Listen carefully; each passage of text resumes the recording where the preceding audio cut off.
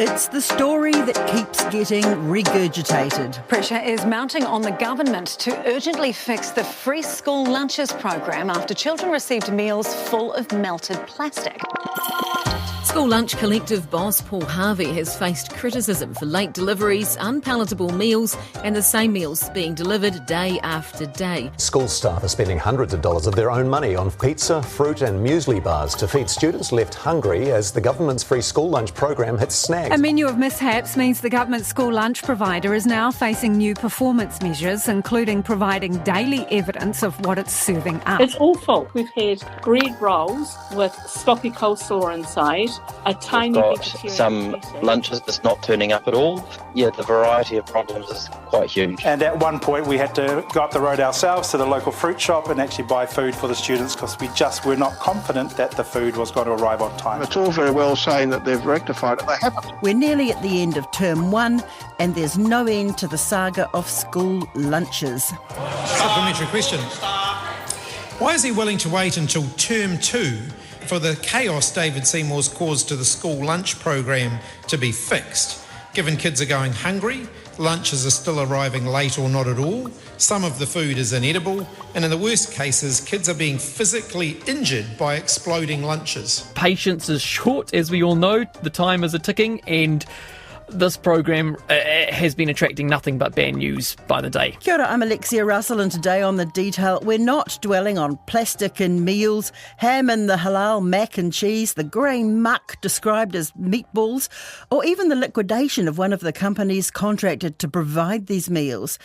We are going to look at the politics of school lunch provision, the reasons the taxpayer funds these meals, and the cost of sticking to a money-saving election promise. David Seymour promised he could do school lunches cheaper, but the result has been subpar. And are all these disasters pointing to an end to free lunches in schools in New Zealand? Yeah, that is frankly a conspiracy theory. Our goal is to make sure that the Healthy School Lunch program works well and works at around half the cost of the previous program. The providers haven't yet resorted to the Luxon menu. If you don't like the lunches, actually just go make a Marmite sandwich and put an apple in the bag. But it turns out providing nutritious meals for $3 a piece was harder than it looked, even for professional catering company Compass.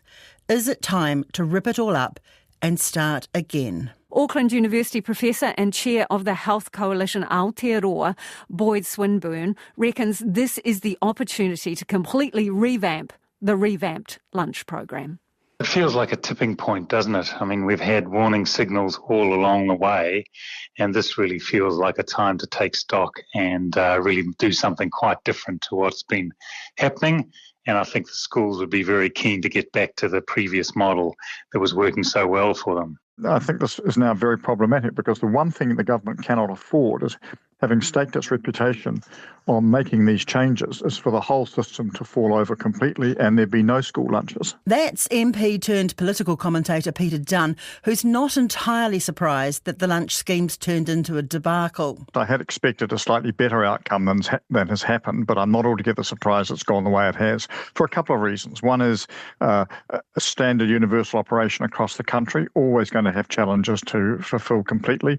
The second is the cost imperative. I understand the government's reasoning for doing it, but coming down from around $8 a day to $3 a day was always going to be a challenge even for the best of providers. But remember David Seymour's pre-election promise to cut costs by getting rid of woke sushi? Oh, look, if you don't get that sushi's woke, I don't know how to wake you up.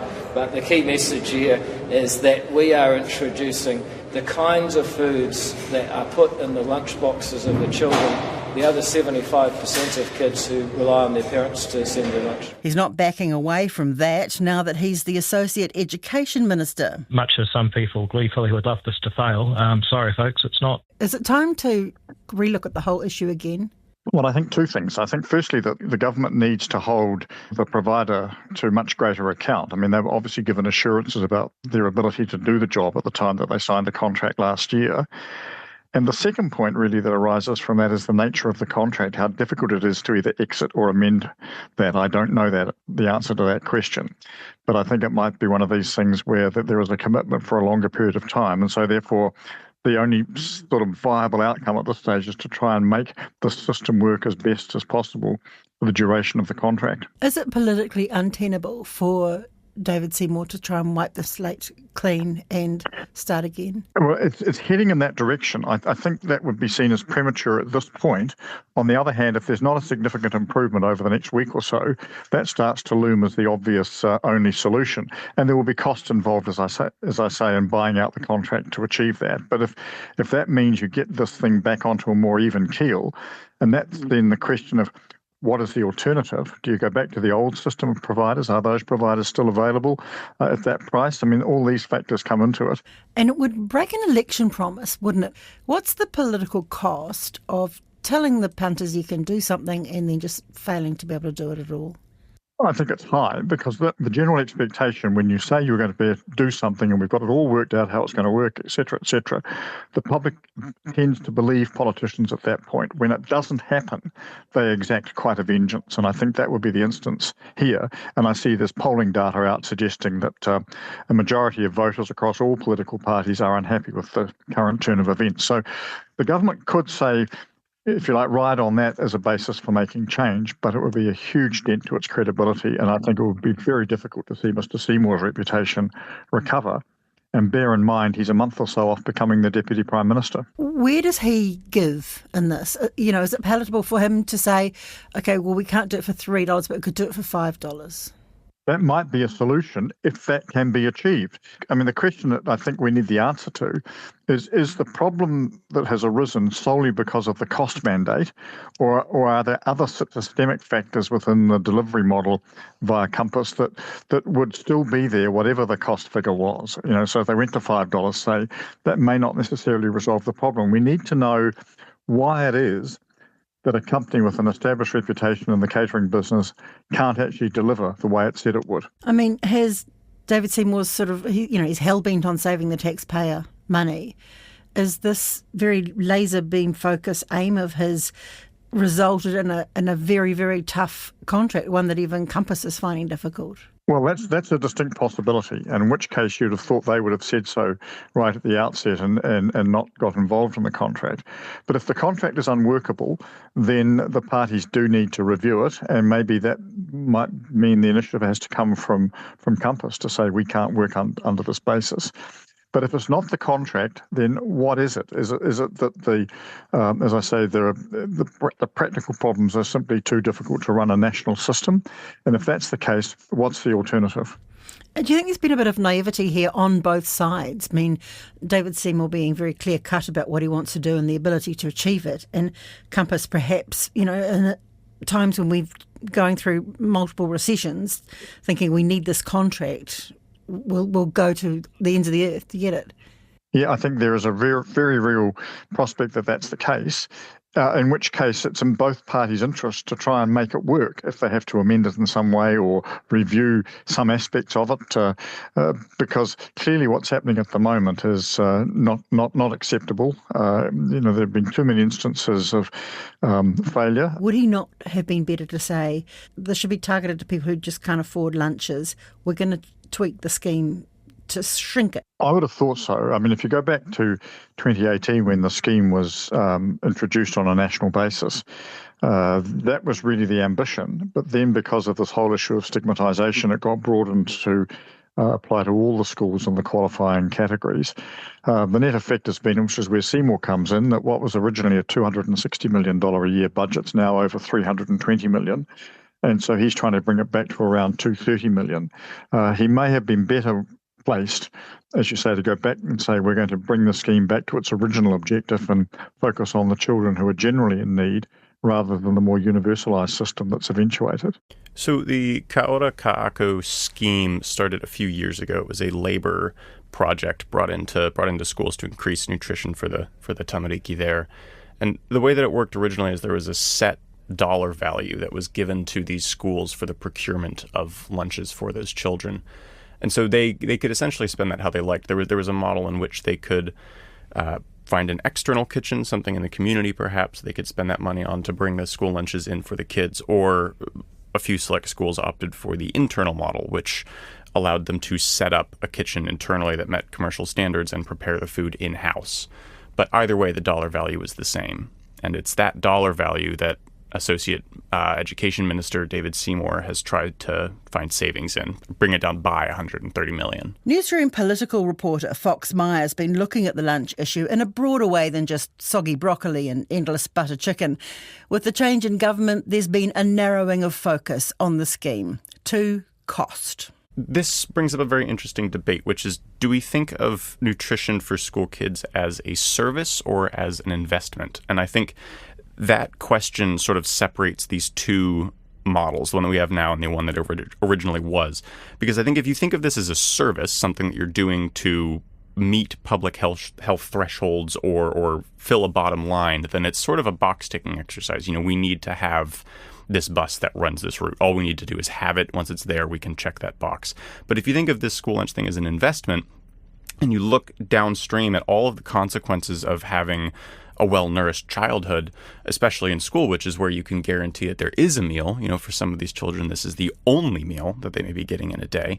If you think of that as an investment, you get much broader future consequences coming out of this. And I think that difference sort of underpins the two philosophies going on here. One is we need to nourish these children in this place, and the other one is we just need to feed them.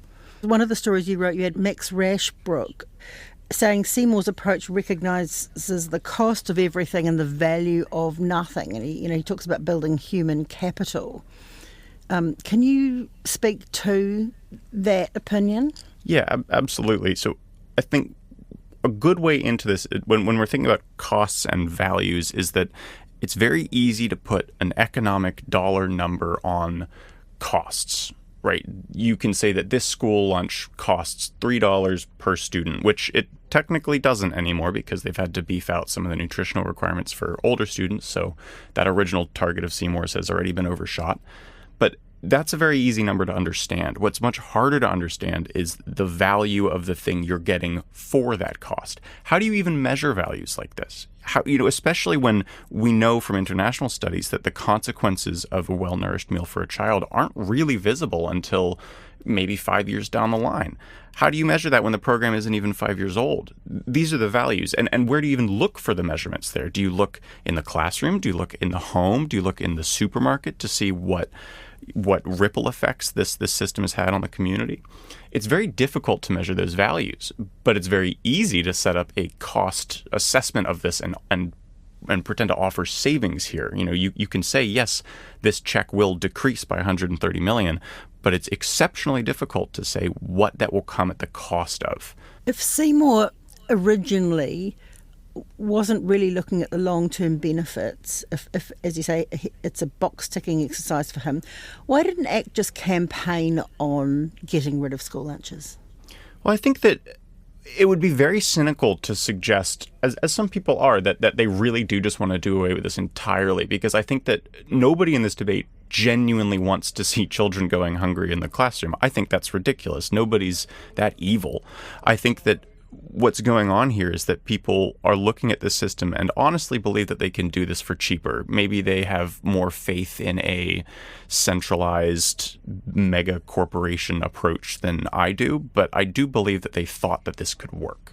And I don't think that it is working. So what about the possibility that they revert to just giving these meals to schools in need, in inverted commas? Well, I think that overlooks the benefits of this program. And so there was this study, the PISA study, PISA, that came out a few years ago, and they do this every few years, that looks at education across the OECD.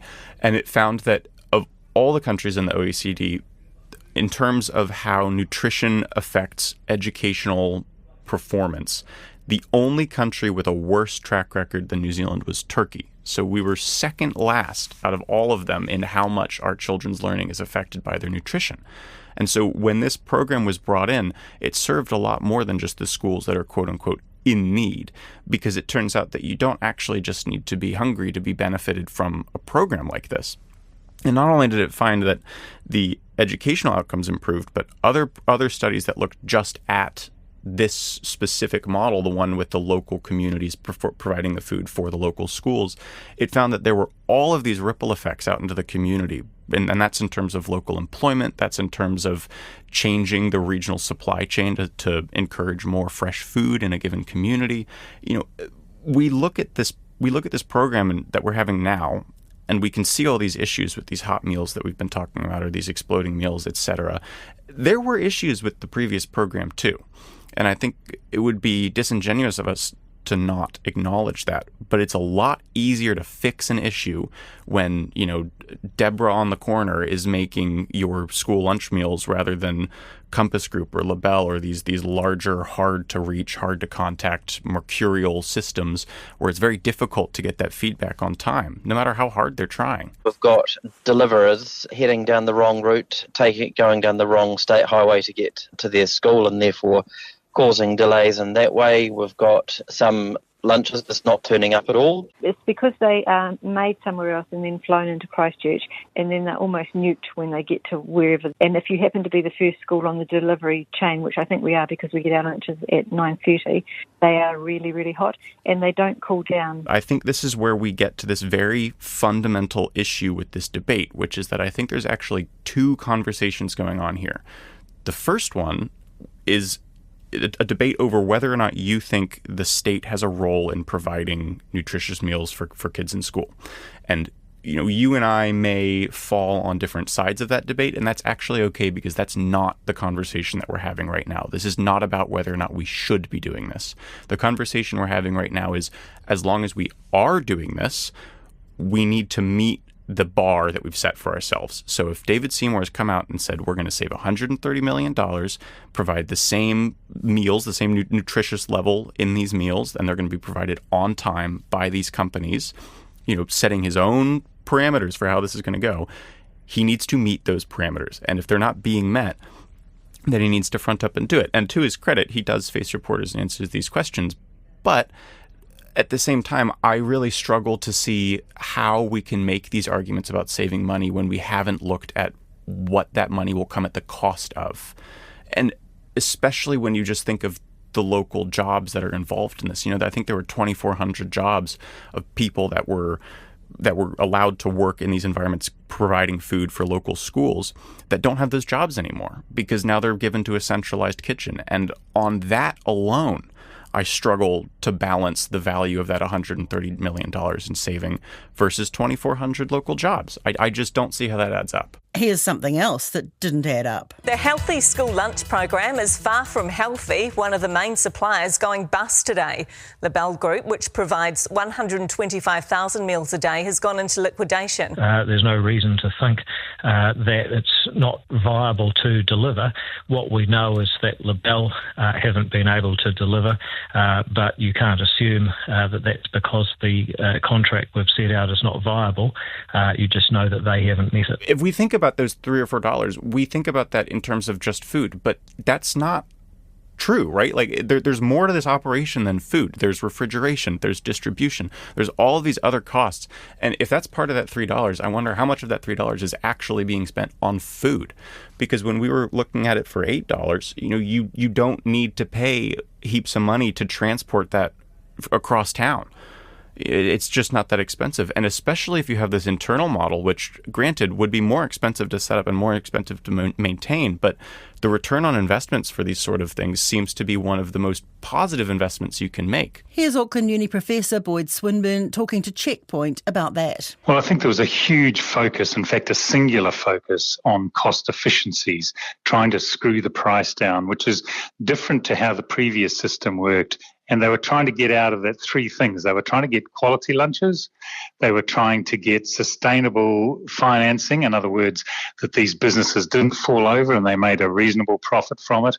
And the third thing was, of course, low cost to government. So trying to balance those three things is quite different to saying, we've got a fixation on cost efficiency, because I think this is the train wreck that you get when that's your only criterion. I don't think we should be applying an economic lens to everything we do. I think that masks some of the judgment that we make. But if we are working under those parameters, so be it. Let's look at that. There's a 2015 study that came out of Scotland's school lunch model, and that found an average saving per child of 683 New Zealand dollars at the time in 2015. And that's just on food costs per family. That's $683 that can be invested elsewhere into the local economy. It also found a return on investment of 6 to 1. For every dollar that they put into this program, they got $6 back out of it. So if we just want to look at this in terms of raw economics, I think we would be very surprised at how wide-reaching the benefits of this targeted investment are. And whether or not you think that the way you were raised in school with the lunch that you were sent with was adequate, and it very well might have been, it turns out that doing it this way, through this targeted social investment approach, does save the state money. And on that alone, I think we should be reframing our debate away from just whether this is something we should or shouldn't be doing to something more along the lines of how much should we be doing? How much is enough? And at what point do we stop getting this return on investment? The other thing here is that we've quantified, at least in New Zealand, the value of not having these meals. So we can look at what happens when they don't do it, and whether that's because the child finds it unpalatable or because it isn't there, or because maybe the lunch we're looking at is a dinner that the family maybe is unable to provide. Maybe it's not even a school lunch, but regardless, the value of missing a meal in general has been quantified. And so for a child here in Aotearoa, missing one meal a week by the end of year 11 was tantamount to missing an entire year of learning. And if you bring that missed meal count up to 4 missed meals per week, that's 4 lost years of learning. 4 years that they're being set back. And we know how many children fall into these categories. 14% are missing that 1, and 6.5% are missing those 4. And if we want to boost educational outcomes, it's one thing to try to get kids into classroom. It's one thing to take away cell phones, whatever else you may be doing. But this is something that we can look at with hard data and say, we know that if we can just ensure that they're getting at least one more of these meals every week, that will bring more and more children out of those 14 and 6.5% buckets. And I'm sure that there is waste under all these things, and I'm sure that there are mistakes made on things that we shouldn't have invested money in. But if we're gonna be so cynical about that, maybe the first thing we cut shouldn't literally be like food for children. People were sold a concept which hasn't been delivered. Seymour was saying late last year that we can do this for $3 a head and we can do it so much better than is the case at the moment. Frankly, that hasn't been achieved, and consequently, there are a lot of people who, for various reasons, will feel very embittered and disillusioned about the turn of events because they thought they were getting something that would be, if not better, then no worse than what they were getting previously. That's it for today. The Detail is a newsroom production supported by RNZ and New Zealand On Air. This episode was engineered by Alex Hammer and produced by Gwen McClure. Thanks to Fox Meyer and Peter Dunn. I'm Alexia Russell. Thanks for listening.